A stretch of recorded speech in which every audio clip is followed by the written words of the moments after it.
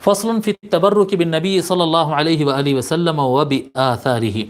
نبی اکرم صلی اللہ علیہ وآلہ وسلم کی ذات مبارکہ سے اور آپ کے آثار مبارکہ سے برکت حاصل کرنے کا بیان۔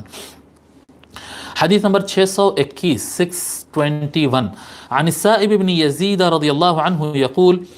ذهبت بي خالتي إلى النبي صلى الله عليه وآله وسلم فقالت يا رسول الله إن ابن أختي وجع۔ حضرت سائب بن یزید رضی اللہ تعالی عنہ کہتے ہیں کہ میری خالہ مجھے نبی اکرم صلی اللہ علیہ وآلہ وسلم کے پاس لے گئی۔ یہ کافی چھوٹے تھے اس وقت، تو میری خالہ جو ہے مجھے حضور کے پاس لے گئی اور عرض کی یا رسول اللہ ان ابن اختی وجع، یا رسول اللہ میرا بیٹا بیمار ہے، میرا بیٹا تکلیف میں ہے، میری بہن کا بیٹا تکلیف میں ہے، بیمار ہے۔ فمسح رأسی ودعا لی بالبرکہ، تو حضور صلی اللہ علیہ وآلہ وسلم میرے سر مبارک پر ہاتھ پھیرے اور میرے لیے برکت کی دعا فرمائے۔ ثم توضأ، پھر آقا علیہ الصلاۃ والسلام وضو فرمائے۔ فشربت من وضوئہ، تو میں ان کے وضو کے بچے ہوئے پانی سے پیا۔ میں ان کے وضو کا جو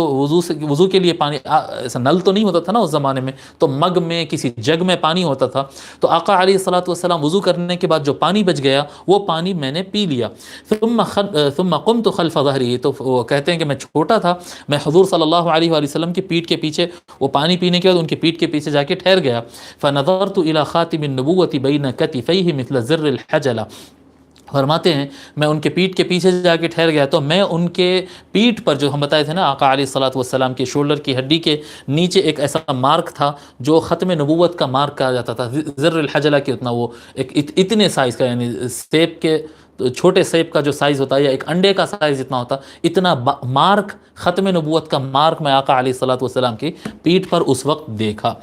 اب یہاں پر ایک لفظ ہے، تھوڑا سا میں آپ حضرات کو بتا دیتا ہوں، اگرچہ کہ زیادہ ضروری نہیں ہے لیکن آپ کو شاید لائف میں کام آ جائے۔ یہاں پر حدیث شریف میں 3rd لائن کے اندر ایک لفظ ہے وضو، ثم توضأ فشربت من وضوئہ، اس میں آپ دیکھیں گے کہ واو پر زبر لگا ہوا ہے۔ لفظ وضو واو پیش سے، واو زبر سے اور واو زیر سے، 3 طرح سے پڑھا جاتا ہے اور تینوں کے میننگ الگ الگ ہے، وضو اور وضو، ٹھیک ہے۔ اگر واو کو زبر سے پڑھتے ہیں جیسا کہ یہاں پر لکھا ہوا ہے، وضو نہیں کہتے ہیں، وضو کہتے ہیں، WA کر دیتے ہیں اس کو، واو پہ زبر لگا دیتے ہیں، تو وضو کا مطلب ہوتا ہے وضو کرنے کا جو رکھا ہوا پانی ہے، جو پانی وضو کے لیے رکھا جائے گا اس کو وضو کہتے ہیں، ٹھیک ہے۔ اور واو کو اگر پیش لگا دیا جائے، ضمہ اگر اس کو لگا دیا جائے تو وضو ہو جائے گا۔ وہ وضو کا معنی ہوتا ہے وہ ایکشن، وہ کام، منہ ہاتھ دھونا، چہرہ دھونا، مسح کرنا، دونوں ہاتھ دھونا، پیراں دھونا، یہ جو عمل ہوتا ہے، اس عمل کا نام، اس ایکشن کا نام ہے وضو پیش سے، ٹھیک ہے نا، وضو پیش سے، اور زبر اگر لگ جائے تو وہ پانی ہو جائے گا۔ اور تیسری چیز ہوگی وضو، واو کو زیر لگا دیں گے، یعنی W کے بعد اگر آئی لکھ دیتے ہیں، W کے بعد آئی لکھ دیتے ہیں، وضو، اگر وضو کہہ دیں گے تو اس کا مطلب ہو جاتا ہے